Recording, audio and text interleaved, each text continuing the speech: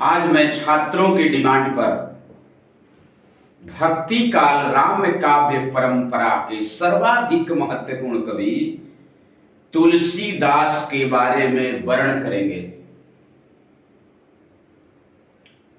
यह क्वेश्चन जो है एग्जाम में पूछे जाते हैं कि अपने साहित्य के प्रसिद्ध कवि के बारे में लेख लिखो। तो आज मैं तुलसीदास ये भक्ति धारा के कवि थे, भक्ति रस से रिलेटेड थे। इनके संबंध में बहुत सी अजूबा बातें हैं जो अलग अलग कवियों ने अलग अलग जो है अपने शब्दों से, अपने अलंकारों से वर्णित किया है।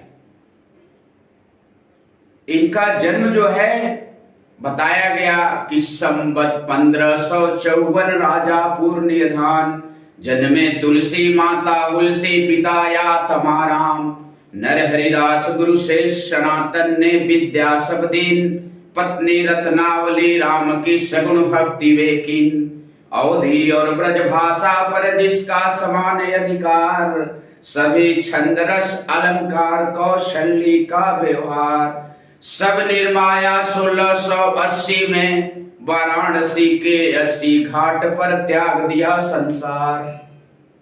अब सुने इनके बारे में। इनका जन्म जो था संवत 1554 ईस्वी में, 1554 में बांदा जिले, उत्तर प्रदेश में बांदा जिले के राजापुर नामक गांव में इनका जन्म हुआ था। इनकी माता का नाम हुलसी देवी और पिता का नाम आत्माराम दुबे था। इनके दो गुरु हुए थे। एक गुरु ने इन्हें जो पाठशाला की, प्राथमिक पाठशाला की शिक्षा दिया था, उस गुरु का नाम शेष सनातन था। और एक गुरु नरहरिदास जी हुए। जब पत्नी से विरक्त होकर वाराणसी में भटक रहे थे, तीर्थों की यात्राएं कर रहे थे, तो वाराणसी में इनकी मुलाकात जो है नरहरिदास से हुई। नरहरिदास ने इन्हें अध्यात्म की शिक्षा दिया था। तो इनके जीवन में दो गुरु हुए। एक थे शेष सनातन जी जिन्होंने पाठशाला की शिक्षा दिया, और दूसरे गुरु नरहरिदास जी थे। ये भक्ति रस राम में काव्य परंपरा के कवि थे। इन्होंने राम और सीता के बारे में, गुणों के बारे में एड़ी से लेकर चोटी तक वर्णन किया है। लोग इन्हें साहित्य के क्षेत्र में चंद्रमा की संज्ञा देते हैं, लेकिन मैं तो इन्हें साहित्य के क्षेत्र में सूरज की संज्ञा देता हूं। जिस प्रकार सूरज जो है पूरे संसार को आलोकित करता है, पूरे संसार को प्रकाशित करता है, उसी प्रकार जो है तुलसीदास ने साहित्य को जन जन तक पहुंचाया। रामचरितमानस एक ऐसा ग्रंथ है कि आज सभी हिंदुओं के घर में विराजमान है। और इनकी पत्नी का नाम रत्नावली था, जो दीनबंधु पाठक की पुत्री थी। यानी इनके ससुर का नाम दीनबंधु पाठक था। दीनबंधु पाठक अपनी बेटी रत्नावली का विवाह कम ही उम्र में इनके साथ संपन्न किए थे।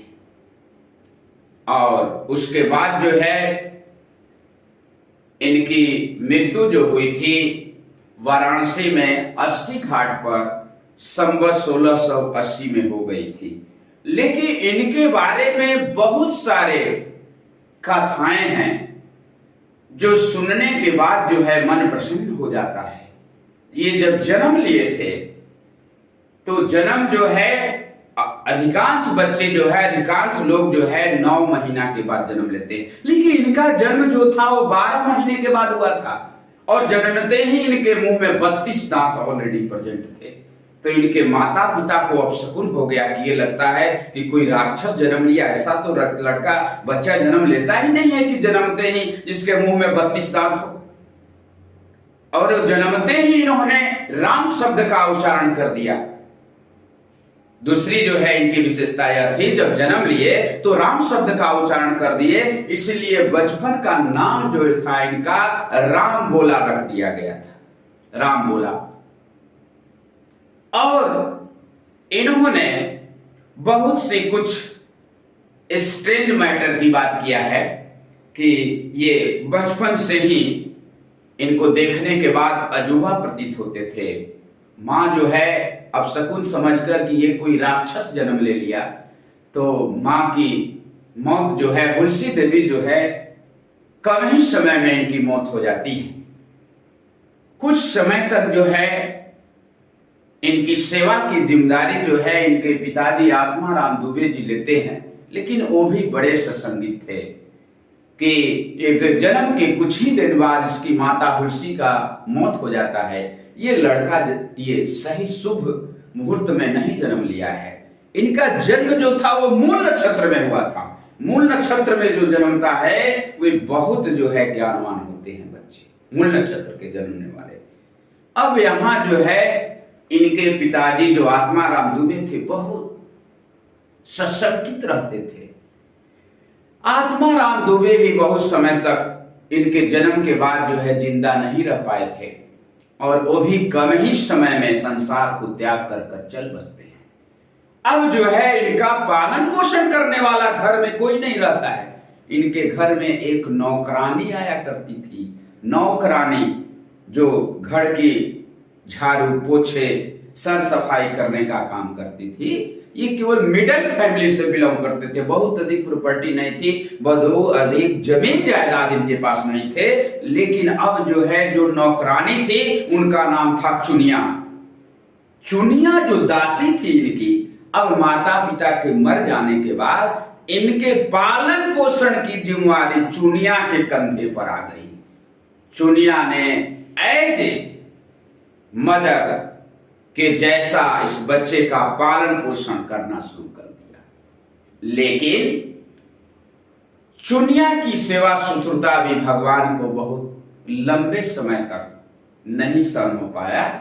चुनिया भी 1 ईयर 6 मंथ तक ही इनकी सेवा का कार्य संपन्न किया, और उसके बाद ये भी संसार से चल बसती है। अब जो है इनका संकट का समय जो है इन पर आ गया, और ये कुछ बड़े हो चुके थे।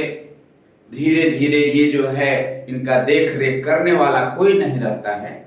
अब कहा जाए तो इनके बारे में बहुत सी मनगढ़ंत बातें हैं कि जब ये घर में रह रहे थे तो रो रहे थे, तो उस रास्ते से जो है शिव पार्वती जा रहे थे।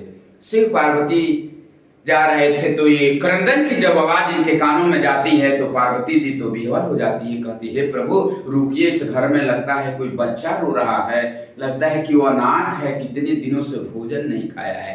शंकर जी कहते हैं कि तुम तो थोड़ी थोड़ी बातों पर मायावी रूप धारण कर लेती हो, तुम्हारे पास इतने माया है कि मायावी बन जाती हो। नहीं नहीं रुकिए, मैं देख कर आती हूँ। और देखती है इनके बारे में, पूछती है भगवान से क्या बात है, इस घर में तो कोई नहीं है। कहते हैं भगवान शंकर जी कहते हैं कि इसके जो माता पिता थे सबके सब मर गए, अब इसकी देखभाल करने वाला कोई नहीं है, बच्चा तो अनाथ है। कहती है कि हे प्रभु अब इसकी जिम्मेदारी जो है हम अपने कंधे पर ले लेते हैं, पालन पोषण टाइम टू टाइम ऐसे मदर के रूप में मैं आऊंगी, और इसकी सेवा शुश्रूषा जो है भोजन का कार्य सेवा करने का काम जो मदर करती है उस रूप में मैं इसे पालन पोषण करूंगी। कहते हैं ठीक है कोई बात नहीं। तो अब समझो कि जिसकी जिम्मेदारी जो है पालन पोषण की जिम्मेदारी भगवान के माता पार्वती जी के हाथ है, शंकर जी की जिसकी कृपा हो गई, भगवान पर जिसकी कृपा हो जाती है, वे लंगड़ा व्यक्ति भी पर्वतों को पार कर जाता है, गूंगे भी बोलने लगता है, और अंधे को सब कुछ दिखलाई पड़ने लग जाता है। It may possible. तो अब जो है कुछ बड़े हुए, बड़े होने के बाद जो है ये कम ही उम्र में दीनबंधु पाठक जी आते हैं और इनका विवाह जो है अपनी बेटी रत्नावली से कर देते हैं। रत्नावली बहुत भक्ति भाव परंपरा में लीन रहने वाली थी, राम के 24 घंटे भक्ति भावना में लीन रहने वाली थी। लेकिन ये पत्नी के प्रेम में इतने विरक्त हो गए कि पत्नी को छोड़कर कहीं जाना नहीं चाहते थे। एक दिन पत्नी चुपके से, बहुत दिन तक तो मायके नहीं गई, और चुपके से ये जो है मायके चली जाती है अपने भाई के साथ। ये जो है आते हैं तो लोगों से पूछते हैं अगल बगल, तो कहते हैं कि उसके साथ जो उसका भाई था वो तो लेकर चला गया। उसी समय जो है भादों का समय था, भाद्र मास चल रहा था, एकदम घनघोर बारिश हो रही थी, मूसलाधार बारिश हो रही थी, और उसी समय रात्रि में ही चल दिए। और जब जाते हैं तो नदियों जो है एकदम खतरे के निशान से बह रही है। देख रहे कैसे संभव है, लेकिन भगवान की कृपा जो होती है वो क्या होती है, उस पर जो है देखे कि एक मुर्दा बहते हुए आ रहा है नदी में, और नदी में उस मुर्दे पर बैठ गए, समझे कि कोई लकड़ी है, और बैठ गए तो मुर्दे से वे गंगा नदी को पार कर जाते हैं, क्योंकि उसकी पत्नी का घर जो था गंगा नदी के उस पर था, और नीचे तो सब लोग रहते थे, लेकिन वे 2 स्टोरेज बिल्डिंग में ऊपर रहती थी, समझ गए थे कहाँ रहती है। और जब वहां पर जाते हैं तो दरवाजे बंद है, आधी रात का समय हो गया था, सब लोग सो गए थे, आधी रात से भी अधिक समय हो गया था। समझे कि कैसे पहुंचे, तो ऊपर का देखते हैं खिड़की खुला हुआ है, और खिड़की से एक स्नेक लटक रहा था। तो उसको समझे कि कोई रस्सी है, सांप समझकर, सांप को जानकर रस्सी समझकर और जो है चढ़ जाते हैं। जब जाते हैं तो पत्नी जो है घोर निद्रा में सोई हुई थी। जब देखती है तो बड़ा सशंकित होती है कि अरे भाई, लोग हमारे भाई हैं, माता हैं, पिताजी हैं, क्या कहेंगे इस रात को तुम चले आए, इतनी बड़ी प्रेम हम में जो करते हो, इतना प्रेम जो है भगवान राम में कर लेता तुम, तो हम दोनों आदमी भवसागर से पार हो जाते। भवसागर इस जो है मृत्यु लोक में भटकना नहीं पड़ता। अब जो है वो इनको बताती है कि इनका जन्म जो था श्रावण शुक्ला सप्तमी को हुआ था, और मौत भी इसी दिन श्रावण शुक्ला सप्तमी को हुई थी। लेकिन वो कहती है, अब इनको जो है कहती है कि लाज न लागत आपको, दौड़ ही आयहूं साथ, धिक धिक ऐसे प्रेम का क्या कहूं मैं नाथ। संस्कृत में कहती है, बहुत ज्ञानी थी वो, विद्वान थी। कहती है कि अस्ति चर मैं देह मम, तामै ऐसी प्रीति, होती में रघुनाथ में, होती न तौ भव भीति। कहती है कि हमसे इस चांद के शरीर से, इस पंचभौतिक शरीर से जो मर जाने के बाद शरीर 5 तत्वों में विलीन हो जाता है, छित जल पावक गगन समीरा, पंचर निर्मित यदम शरीरा। बताया गया है कि मनुष्य का शरीर जो है 5 तत्वों से बना हुआ है, और मर जाने के बाद 5 तत्वों में विलीन हो जाता है। तो इस पंचभौतिक शरीर से आप जितना प्रेम किए हैं, उतना शरीर भगवान राम से कर लेते प्रेम, तो हम दोनों आदमी की नैया पार हो जाती, इस मृत्यु लोक से छुटकारा मिल जाता। इस मृत्यु लोक में आने के बाद जीवों को कितना कष्ट होता है, कितनी परेशानियां हैं। Life is full of struggle, life is not bed of roses. जीवन जो है फूलों का बिस्तर नहीं है, पग पग पर कठिनाइयां है इस ह्यूमन बीइंग के रूप में जन्म लेने में। इसीलिए आप जो है भगवान से प्रेम कीजिए। तुलसीदास को ये बातें जो है उनके कलेजे में जो है तीर की तरह, जिस प्रकार वे बाण जो है रामचंद्र जी जब अंत में रावण को मारे थे और जो चुभ गया और जिससे उसकी मौत हो गई, उसी तरह जो है इनके कलेजे में वे जो है चुभ जाता है। इधर जब आएंगे तो कहेंगे कि AK-47 जो होता है, वे बंदूक की गोली से जो आवाज निकलती है, जो गोली निकलती है, वैसा इनके कलेजे में चुभ जाता है, लगता है। अब वहां से बेचारे जो है फिर बैक हो जाते हैं, और बैक होने के बाद जो है बहुत वहां से आने के बाद त्याग कर दिए। कुछ वहां से वचन भी दी थी कि मरते दम तक तुम जो है आप जो है आएंगे, इंतजार भी की, वे लास्ट में मैं बताऊंगा। अब वहां से जो है बैक हो जाते हैं, और बैक हो जाने के बाद बहुत तीर्थों की यात्राएं करते हैं। काशी, मथुरा, वृंदावन, वाराणसी में भटक रहे थे तो उस समय जो है पहली मुलाकात इनकी नरहरि दास से होती है। नरहरि दास ने इनको अध्यात्म की शिक्षा दिया और अध्यात्म की शिक्षा देने के बाद पहला हिंदुओं का सर्वप्रथम ग्रंथ 1680 में रामचरितमानस जो है इन्होंने 2 वर्ष 7 महीना 26 दिन में लिख डाला था। क्या इनकी स्टाइल थी लिखने की, क्या प्रक्रिया थी। उन्होंने जो आज ग्रंथ जो है हिंदुओं के घर घर में विराजमान है, घर घर में आज जो है ग्रंथ जो है रामचरितमानस, जिसमें राम और सीता के गुणों का वर्णन एड़ी से लेकर चोटी तक किया है। आज भी साहित्य में, हिंदी साहित्य में कोई भक्ति रस में ऐसा कवि उत्पन्न नहीं हुआ जो तुलसीदास को ये पा जाए कि तुलसीदास ने राम और सीता के गुणों को लिखने में ये बात जो है छोड़ दिया। आज तक इस धरातल पर, भूपटल पर ऐसा कोई हिंदी साहित्य में पैदा नहीं लिया। अब जो है बहुत विद्वानों ने इनकी जो है आलोचना की थी। इनके ग्रंथ जो रखे गए थे हटा दिया गया था, लेकिन जब वहां मानस मंदिर जो है बनारस का जब रखा गया और लोग रख कर गए तो देखे कि जब सुबह हो गया तो लोगों ने देखा कि जितने भी ग्रंथ है उसके ऊपर सबसे सर्वश्रेष्ठ ग्रंथ में ऊपर ग्रंथ जो है इनका रखा हुआ है। इसलिए सर्वश्रेष्ठ ग्रंथ रामचरितमानस को माना जाता है। हिंदुओं का सबसे बड़ा ग्रंथ जो है माना गया है।